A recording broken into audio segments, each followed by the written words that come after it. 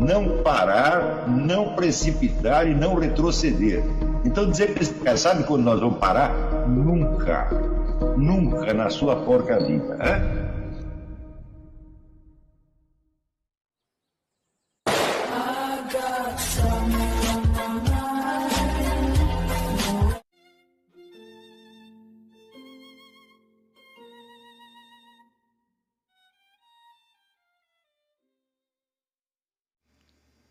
E aí pessoal, tranquilo? Então vem aqui antes do vídeo começar, pedir para vocês se inscreverem, quem não for inscrito, compartilhar, curtir, comentar. Quem puder seja membro do canal, que isso ajuda bastante. Tem também o link do Apoia-se. Quem puder ajudar nosso canal e apoiar financeiramente vai ser muito bem-vindo. Mas o mais importante é transmitir o conteúdo e os conhecimentos do professor Olavo de Carvalho para mais e mais brasileiros. Então compartilhe e ajude aí nossa causa. Muito obrigado a todos os membros, apoiadores do canal. Fico muito feliz. Tenho certeza que a gente está no caminho certo. Então fiquem com o vídeo e até mais. Valeu! Então aqui tem uma pergunta interessante. O Wellington Kramer pergunta: o senhor diz que a leitura de ficção é importante para mostrar ao leitor as possíveis situações da vida e torná-las familiares quando eventualmente ocorrerem. Isso se refere apenas àquela ficção possível? Como ficará a ficção imaginária que extrapola a realidade, como aquele filme brasileiro Se Eu Fosse Você, no qual os dois protagonistas trocam de corpo? Ou a ficção científica como Superman, etc.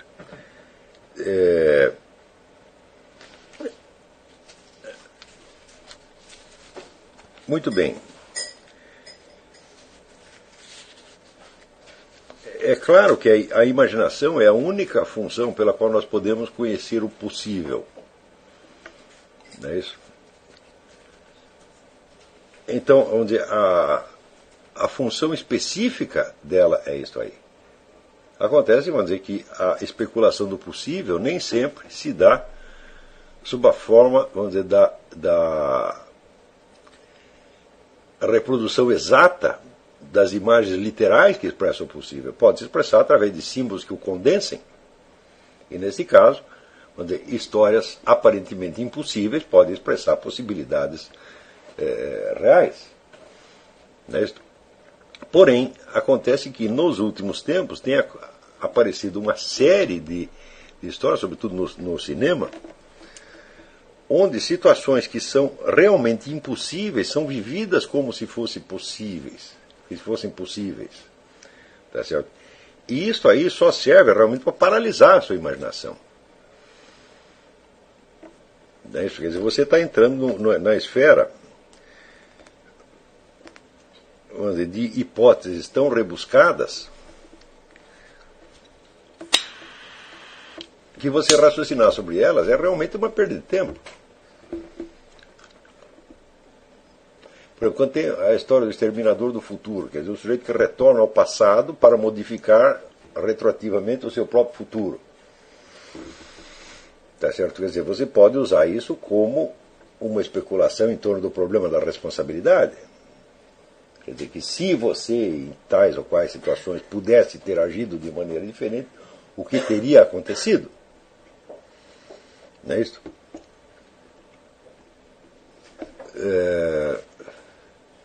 Que se essas histórias são usadas neste sentido, então podem até funcionar.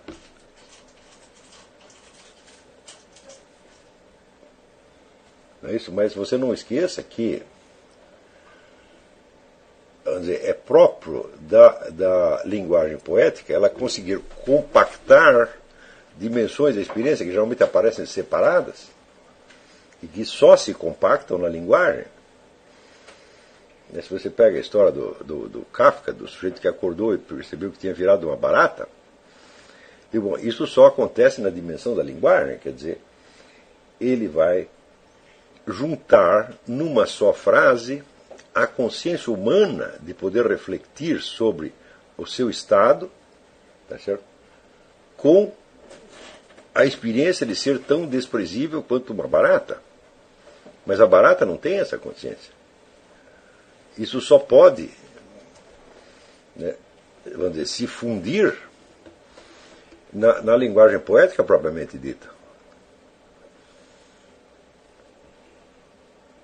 Mas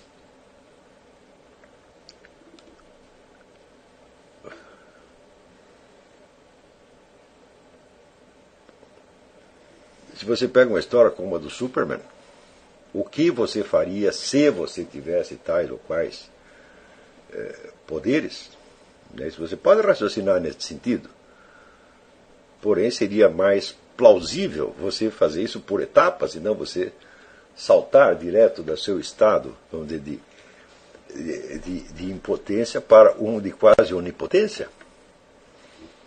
Não é isso? Além disso, existe uma espécie de coerência imaginativa, quer dizer que aquilo que está sendo proposto como história tem que ser coerente com ele mesmo, porque senão, note bem, senão aí entra um componente extremamente sério, que é a mistura da imaginação com o raciocínio hipotético. Imaginar uma coisa, imaginar uma sequência de acontecimentos é uma coisa. Fazer hipóteses é outra. O fazer hipóteses é uma atividade, vamos dizer, da razão construtiva. Tá certo? E a razão construtiva pode conceber as coisas que vão muito além da imaginação.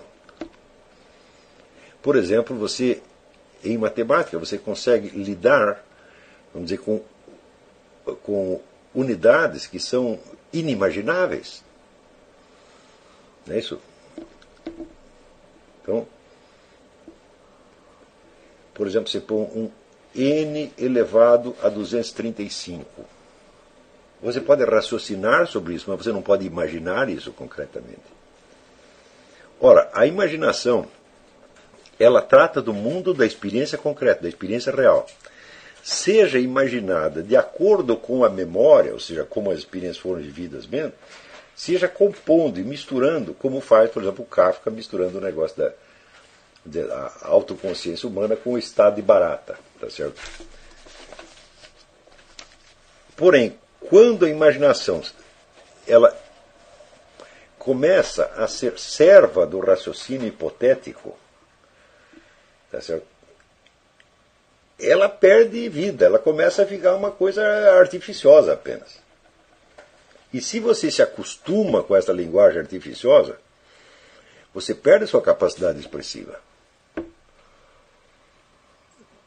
E é melhor que você use a imaginação tal como ela aparece ou no seu mundo da memória, ou como ela aparece nos seus sonhos. Entendeu? Porque a imaginação, quando ela mistura coisas diferentes, ela mistura de tal maneira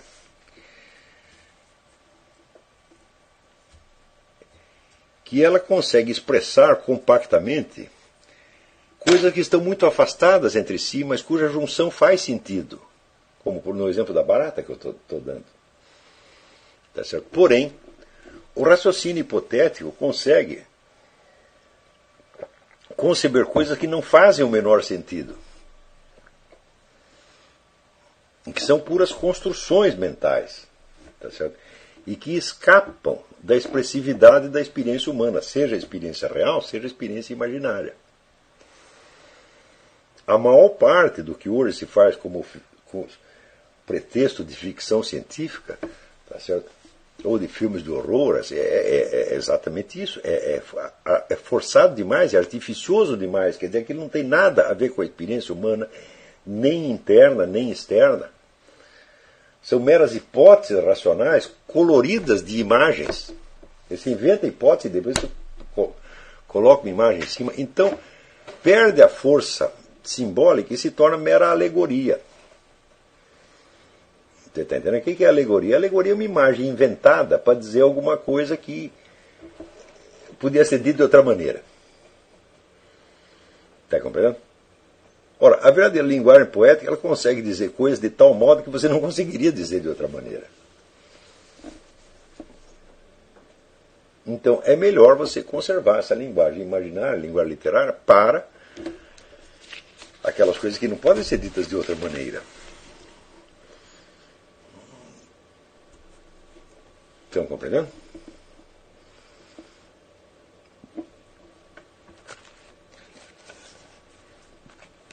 Fora disso, você entra num mundo de especulações hipotéticas que são puros produtos lógicos, mas sem consistência lógica.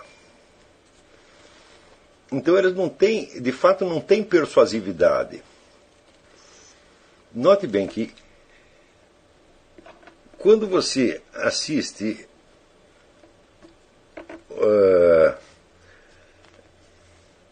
um filme como, sei lá, vocês assistiram esse filme 3 e 12, 3 e 10 para Yuma, né?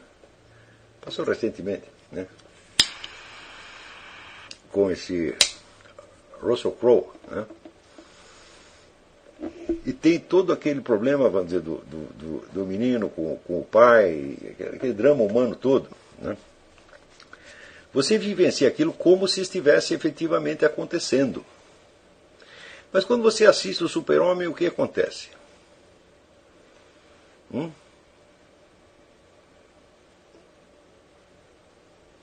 Vou dar outro exemplo.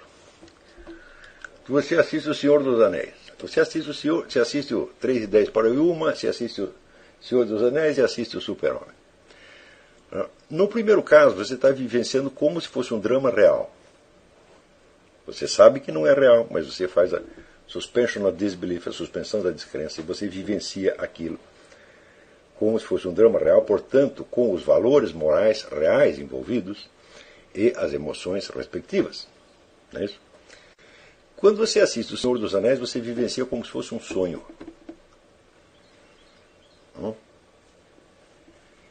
E o Super-Homem?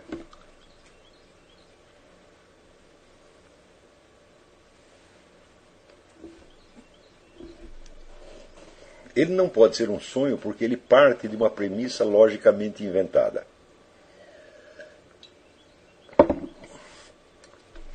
E não de um símbolo que pudesse aparecer num sonho.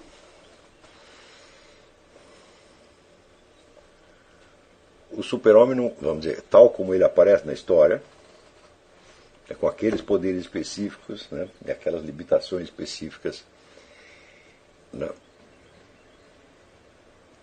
Ele é logicamente definido como uma hipótese. Ele não é um elemento de sonho, ele não é um elemento onírico. Ele não é imaginário, ele é hipotético. Então, o que você está fazendo ali é transitar dentro do mundo das hipóteses idiotas. E o que você está fazendo é perder o seu tempo.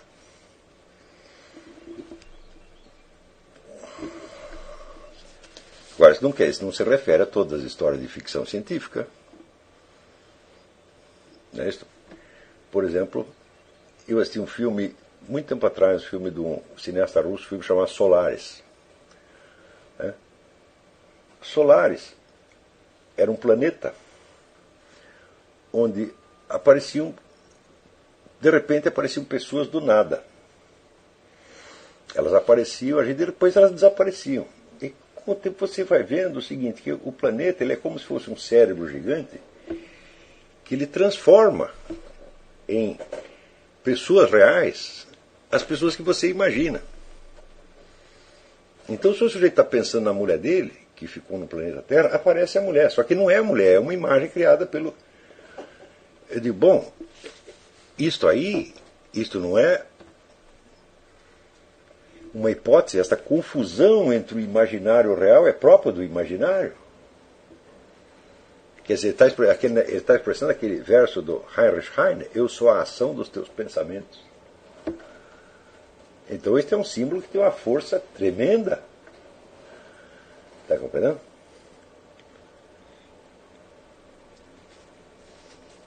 Então, o melhor é você, como é que se diz? Não vicie a sua imaginação com jogos idiotas.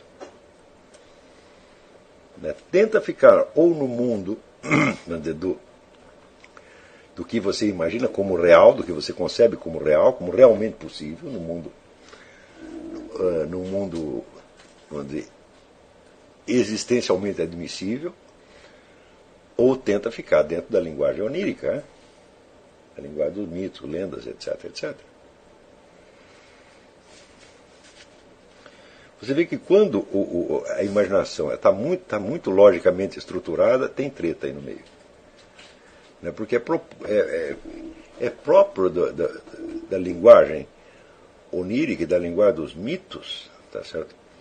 A transformação dos símbolos, eles estão continuamente se transformando em outras coisas, e mudando, e mudando, e mudando, tá certo? Quando você vê uma coisa como o Super-Homem, que tem aquela regra, a regra do jogo é imutável, então aquilo é realmente um jogo. Não é o imaginário humano. Né?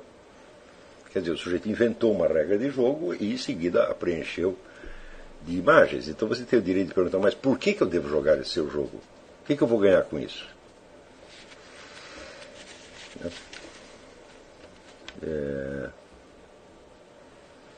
Tem alguém que me mandou uma pergunta que não está aqui, mas que é interessante. Ele diz, olha, tentei fazer o exercício do necrológio, mas eu acho que os meus planos e as minhas ambições são excessivas.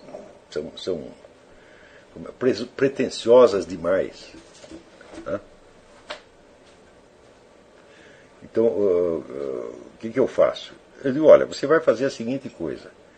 Você vai pegar essas pretensões que você tem e você vai escrevê-las como se você as tivesse realizado. Vamos supor que eu quisesse ser, sei lá, imperador do mundo. Né? Então eu escrevo a minha biografia, morreu ontem, imperador do mundo, etc, etc, etc. Quer dizer, o julgamento onde da adequação disso, o julgamento da proporcionalidade, ou da razoabilidade disso é para depois. Primeiro vamos ver quem você realmente quer ser. Agora, se você mesmo diz que é presunçoso demais, precisa ver se você quer realmente ser essas coisas.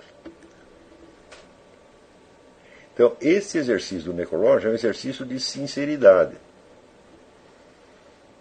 Tá certo? É um exercício feito para você perceber, através daquilo que você aspira, quem você realmente pode ser. Em geral é assim, quando você tem uma aspiração, tá certo? E ela é mais ou menos permanente, tá certo? Ou você vai ser aquilo ou você não vai ser nada. Em geral acontece isso. Mas, se você mesmo acha que as suas aspirações são desmedidas, tá certo? É porque, no fundo, você não deseja aquilo, você apenas desejaria desejar. Mas eu estou falando de desejos reais, de coisas que você realmente quer fazer. É?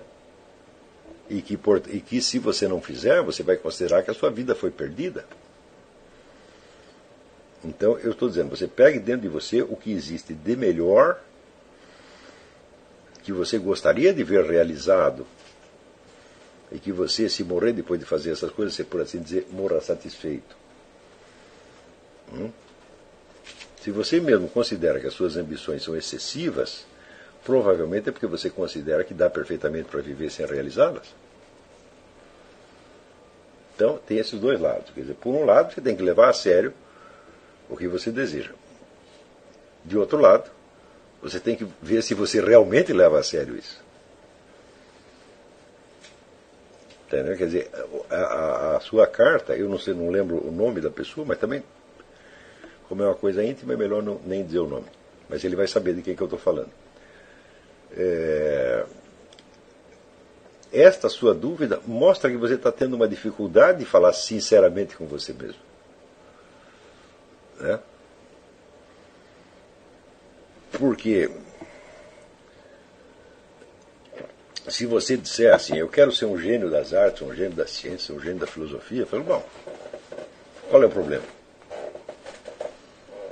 Eu não vejo que isso seja excessivo. Não é isso? Você vê também o que você considera excessivo, é? Se o excessivo é excessivo mesmo. E eu acho que você está tendo dificuldade de falar a sério com você mesmo. Você está tendo dificuldade em acreditar nos seus sonhos e aspirações. Então talvez seus sonhos e aspirações não sejam bem essas. Em suma, o problema que você coloca é uma oportunidade áurea para você aprender a falar com você mesmo.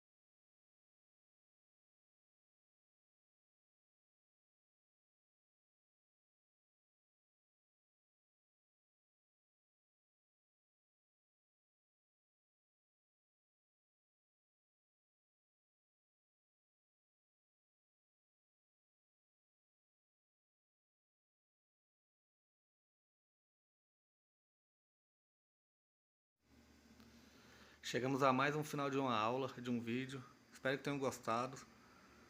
Quem não se inscreveu ainda, se inscreva, compartilhe, comente. Ajude o nosso canal, apoie, seja membro.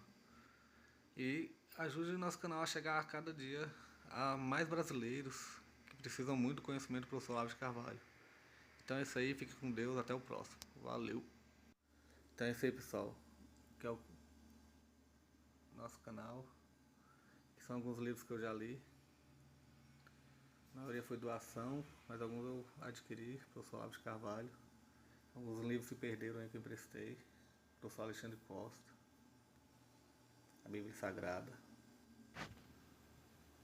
10 lições sobre Karl Marx. Indica a não ler esse livro, que é muito ruim mesmo. Alguns pensadores aqui que realmente, como o professor Olavo de Carvalho disse, não são pensadores.